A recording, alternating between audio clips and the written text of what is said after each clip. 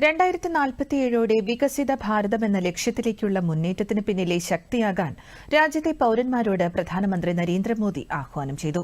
അടുത്ത മാസം നടക്കുന്ന വികസിത് ഭാരത് യുവ നേതൃ സമ്മേളനത്തിൽ യുവാക്കൾക്ക് ആശയങ്ങൾ പങ്കുവയ്ക്കാനുള്ള വേദിയൊരുക്കുമെന്നും അദ്ദേഹം പറഞ്ഞു.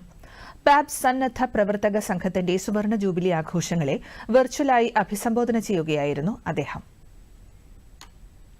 चाहे केरला की बाढ़ हो या उत्तराखंड में भूस्खलन की पीड़ा हो या फिर हाल ही में कोरोना जैसी वैश्विक महामारी की आपदा, हमारे कार्यकर साथी हर जगह परिवार भाव से खड़े होते हैं, करुणा भाव से सबकी सेवा करते हैं.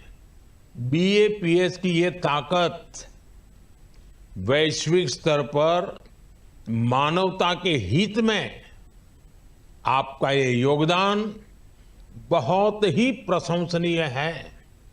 विकसित भारत का लक्ष्य लेकर चल रहा है, तब स्वाभाविक रूप से जन जन का एक साथ आना और कुछ बड़ा कर दिखाने की भावना हम हर क्षेत्र में देख रहे हैं.